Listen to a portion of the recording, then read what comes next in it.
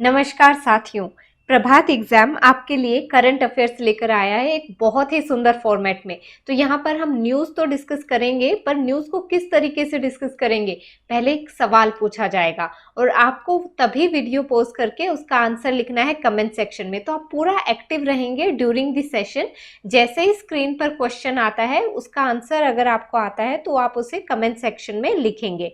फिर आप आगे चलाएंगे वीडियो को, और जो भी उसकी न्यूज़ है, उस क्वेश्चन के पीछे जो न्यूज़ है, क्योंकि हम न्यूज़ कहाँ से लेकर आ रहे हैं, डेली के अखबारों से लेकर आ रहे हैं, जो भी इंपॉर्टेंट इवेंट्स हैं उनके बेस पे न्यूज़ और क्वेश्चन बन रहा है।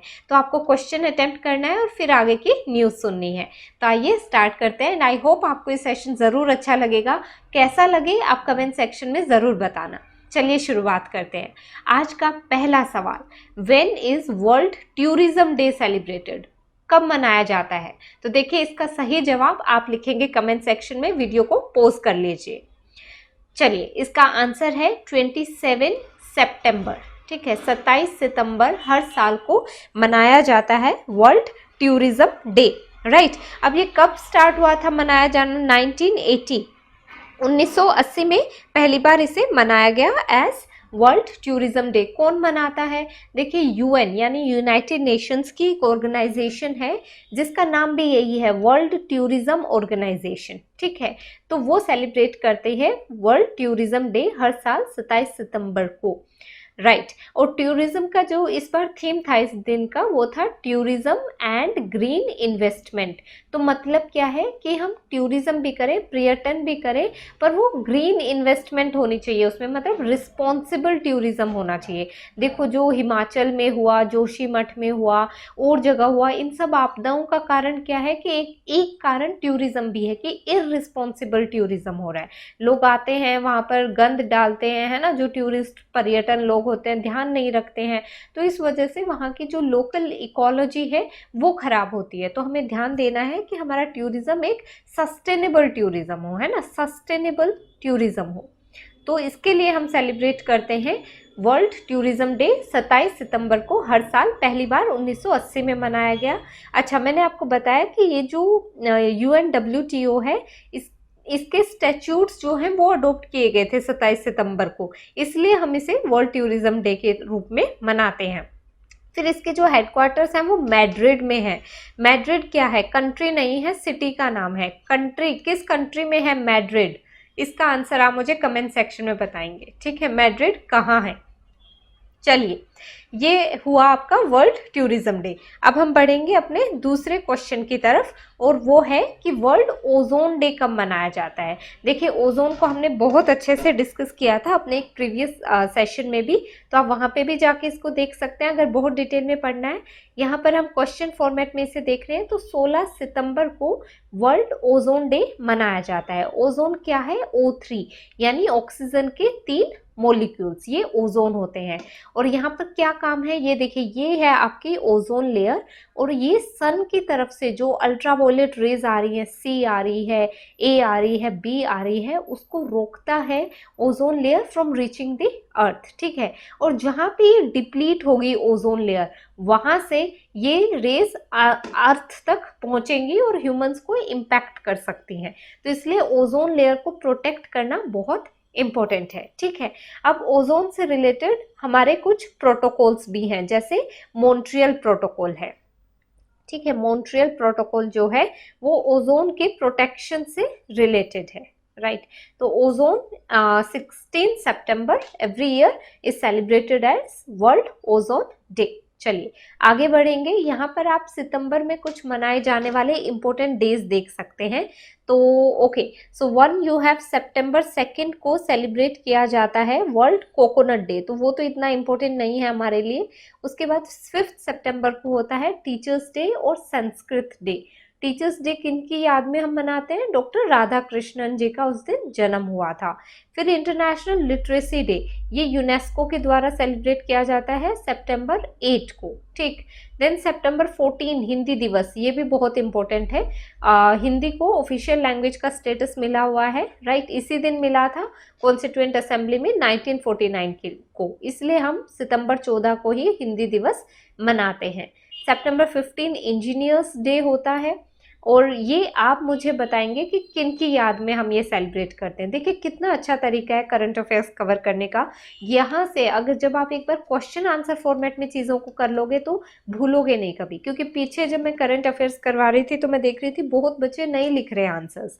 तो इस तरीके से आपके सामने क्वेश्चन आंसर फॉर्मेट में न्यूज़ आएगी तो it will make better impact, है ना। इंजीनियर्स डे आप मुझे बताएंगे कि किसकी याद में हम सेलिब्रेट करते हैं। वर्ल्ड ओजोन, एक तो ये बताना है कि मैड्रिड किस कंट्री की सिटी है, ठीक है, जो पहला क्वेश्चन था। और एक ये है कि इंजीनियर्स डे किन की याद में हम मनाते हैं। वर्ल्ड ओजोन डे हो गया 16 सितंबर को। 21 सितंबर को होता है इंटरनेशनल डे ऑफ पीस और वर्ल्ड एल्जाइमर डे, ठीक है, जो एल्डरली लोग होते हैं सीनियर सिटीजन्स, उनमें हमें एल्जाइमर की दिक्कत देखने को मिलती है।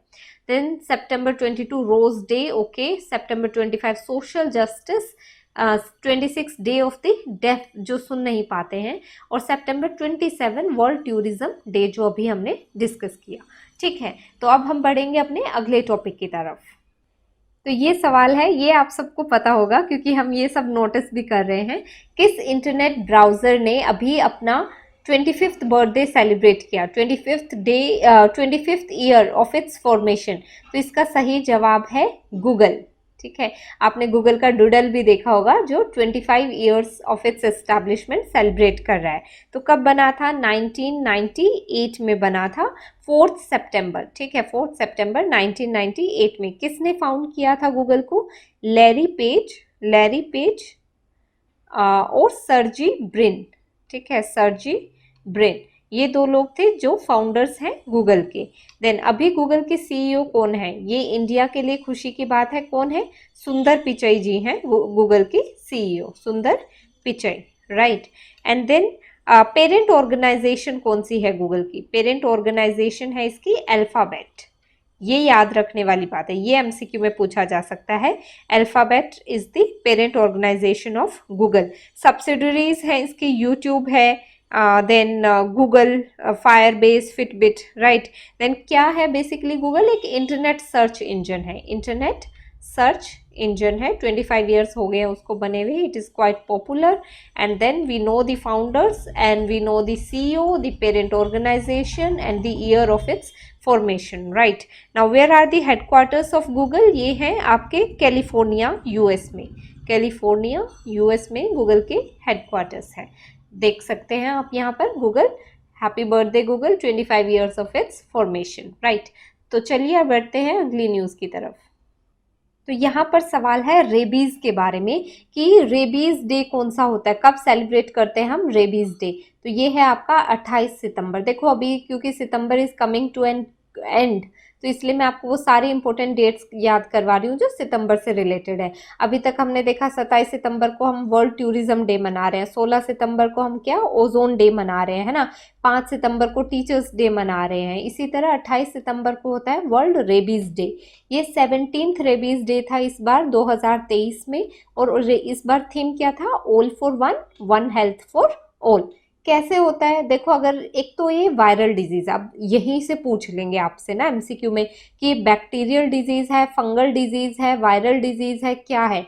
नहीं, बैक्टीरिया से नहीं होती है, फंगस से भी नहीं होती है, ये वायरस से होती है रेबीज, ठीक है। और वायरल डिजीज है, प्रिवेंटेबल है। कैसे? वैक्सीन, अगर पहले से टीकाकरण कर दिया जाए, वैक्सीन लगा दी जाए तो ये प्रिवेंट करी जा सकती है। पर अगर एक बार हो जाती है तो ये जानलेवा डिजीज है, ठीक है, फिर बहुत मुश्किल है।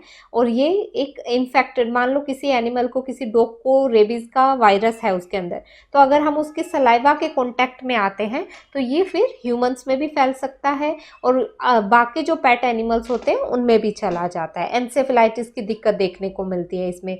तो ये है रेबीज। पर 28 सितंबर को ही क्यों मनाया जाता है? देखिए एक हमारे पास फ्रेंच साइंटिस्ट थे, उनका नाम है लुइस पैस्चर, लुइस पैस्चर उनका नाम था, और उन्होंने इन्वेंट किया था इसको, वैक्सीन को, रेबीज की जो वैक्सीन है ये लुइस पैस्चर ने इन्वेंट करी थी। तो इनकी डेथ जो है वो हुई 28 सितंबर को, right. He passed away on 28 सितंबर। तो in his memory we celebrate world rabies day. ठीक है। तो ये बात हुई रेबीज के बारे में, और कैसे 100% वैक्सीन प्रिवेंटेबल है, मतलब अगर आप वैक्सीन का यूज करें, वैक्सीन लगवा लें तो ये प्रिवेंटेबल है, फिर नहीं होगी दिक्कत। अच्छा, 99% केसेस कैसे होते हैं कि डॉग बाइट से होते हैं, इसलिए बोलते हैं ना, अगर कोई डॉग में आपको सिम्टम नजर आते हैं रेबीज के तो उससे दूर रहो, बच कर रहो। 99% केसेस में ये डॉग से फैलती है। Every 9 minutes 1 person is dying of rabies. तो कितनी सीरियस डिजीज है, बचा कैसे जा सकता है? Only through vaccines. 4 out of 10 deaths ज्यादातर बच्चों में होते हैं, because they are not careful, है ना, और वो डॉग्स के कॉन्टेक्ट में, पेट के कॉन्टेक्ट में आते रहते हैं। क्या किया जाए? वैक्सीन लगवाया जाए। इवन एनिमल्स को भी वैक्सीन लगते हैं to stop the transmission, right. No bite no rabies, ये वर्ल्ड हेल्थ ऑर्गेनाइजेशन का पोस्टर है, तो वो मैंने यहाँ पे आपके सामने लगाया। चलिए बढ़ते हैं अपनी नेक्स्ट न्यूज की तरफ। तो देखिए, ये खबर है राइनोसरस के बारे में। वर्ल्ड राइनो डे कब सेलिब्रेट किया जाता है? तो आज का सेशन तो डेज के ऊपर बेस्ड है ना। तो वर्ल्ड राइनो डे होता है 22 सितंबर को, ठीक है, इस बात को याद रखना। 22 सितंबर को वर्ल्ड राइनो डे, 27 सितंबर को world tourism day, then we have 28 सितंबर को राइनो रेबीज डे, है ना, रेबीज डे होता है। 16 सितंबर को ओजोन डे होता है। 5 सितंबर को टीचर्स डे होता है, राइट। तो जब हम राइनोज की बात करते हैं तो सबसे पहले तो ये समझिए कि 5 राइनो रेंज नेशंस हैं जहाँ पे राइनोज की पॉपुलेशन मिलती है। तो वो आपके इंडिया है, भूटान है, नेपाल है, इंडोनेशिया है और मलेशिया है। अलग अलग टाइप के राइनोज कैसे होते हैं, क्या होते हैं, अभी हम देखेंगे आगे। तो इंडिया में ना फिलहाल 3262 राइनोज हैं, ये हमारे सर्वेज ने बताया, इतने राइनोज हैं। और अकेले असम के अंदर 2640 राइनोज हैं। अब असम में काजीरंगा नेशनल पार्क है जो सबसे ज्यादा फेमस है राइनो पॉपुलेशन के लिए। इसके अलावा 2-3 और नेशनल पार्क्स हैं काजीरंगा में जो फेमस है राइनोज के लिए। तो आप ये मुझे बताएंगे कमेंट सेक्शन में कि असम में और कौन से नेशनल पार्क्स हैं besides the Kaziranga national park. इसके अलावा इंडिया की नेशनल राइनो कंजर्वेशन स्ट्रैटेजी है जो 2019 से चल रही है। तो आप देख रहे हैं कि जब हम एक सेशन कर रहे हैं तो मैं आपके सामने 10 से 15 एमसीक्यूज लेकर आऊंगी, पर उसके अलावा भी 5 से 7 क्वेश्चंस मैं आपको देती चलूंगी। तो इससे आपकी कॉम्प्रिहेंसिव तैयारी होगी। और सुबह सुबह अगर आप ये सीरीज देख लेंगे तो सोचिए कि आपका सारा सुबह ही मेजर इंपॉर्टेंट इवेंट्स भी कवर हो जाएंगे और उनसे रिलेटेड न्यूज़ भी कवर होगी, साथ में आप क्वेश्चंस अटेम्प्ट कर चुके होंगे। So which is a very good thing. यहाँ पर राइनो की ना 5 है मेन स्पीसीज, तो वो आप यहाँ पे देख सकते हैं। इंडिया में जो राइनो मिल रहा है वो है आपका ग्रेट वन हॉर्न राइनो, ये मिलता है इंडिया में, ग्रेटर वन हॉर्न राइनो। तो ये सबसे बड़ा है जब आप सारी स्पीसीज देखेंगे ना राइनोसेरस की। तो एक तो है ये वाइट राइनो, फिर ग्रेट वन हॉर्न राइनो, फिर ब्लैक राइनो, फिर जावन। जावा से पता लग रहा है, जावा कहाँ पे? इंडोनेशिया में। तो ये इंडोनेशिया में मिल रहा है ज़्यादा, जावन राइनो। सुमत्रन राइनो ये भी वहीं का है।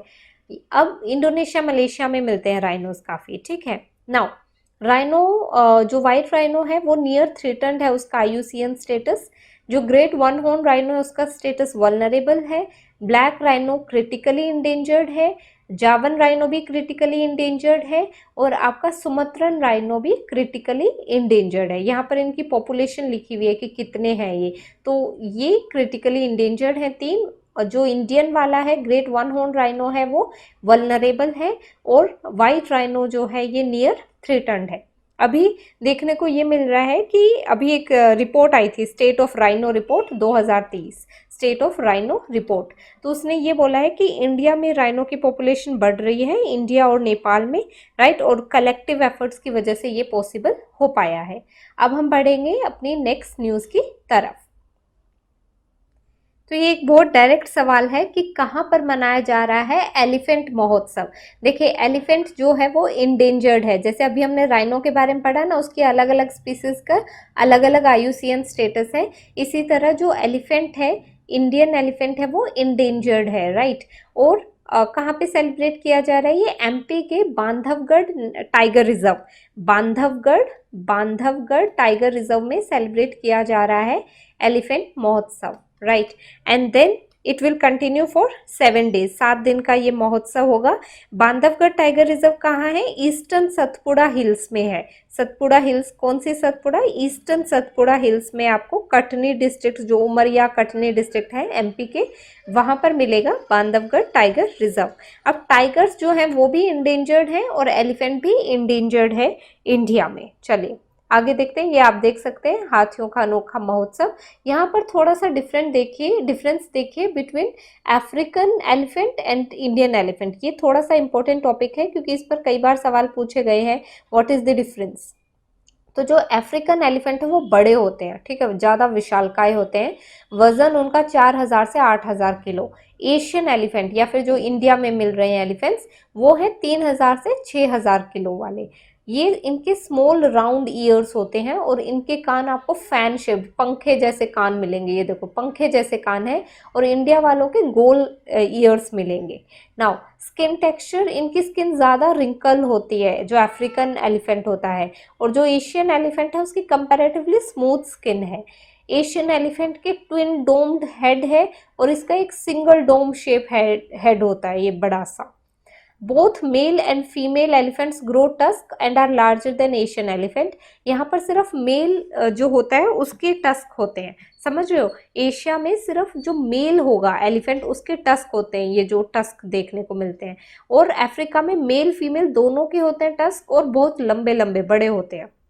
देन ये सवाना फॉरेस्ट में रहता है, ये forest grassland scrublands of south east Asia, south Asia, right. और इनका एक फिंगर टिप जैसा finger like tip on the trunk, यहाँ पे 2 finger like tips on the trunk, ये थोड़ा सा देख सकते हैं आप। देन ये ज़्यादा झुंड में रहते हैं जो अफ्रीकन है, और इनके स्मॉलर फैमिली ग्रुप्स होते हैं। इनकी एवरेज एज 70 ईयर्स होती है अफ्रीकन की, और एशियन एलिफेंट्स की 48 ईयर्स होती है एवरेज एज। चलिए बढ़ेंगे नेक्स्ट टॉपिक की तरफ। तो यहाँ पूछा गया है, in which sport India won gold after 41 years at Asian games. तो ये हम सबको पता है किस स्पोर्ट में मिला है, हॉर्स राइडिंग में हमें मिला है गोल्ड आफ्टर 41 ईयर्स, ठीक है। तो इस न्यूज में ज्यादा बताने वाली चीज नहीं है। एशियन गेम्स हैं, चाइना में हो रहे हैं, और वहां पे जो इंडिया की टीम है हॉर्स राइडिंग वाली, उनको मिला है gold medal, and that too after 41 years. Next question है, एक 16 किलोमीटर का फ्री मूवमेंट रिजीम है जो 2 कंट्रीज के बीच में एग्जिस्ट करता है। मतलब उन 2 कंट्रीज के 16 किलोमीटर अंदर तक दूसरी कंट्री के लोग आ सकते हैं विदाउट वीजा, पासपोर्ट, किसी चीज की जरूरत नहीं है ना, फ्री मूवमेंट है।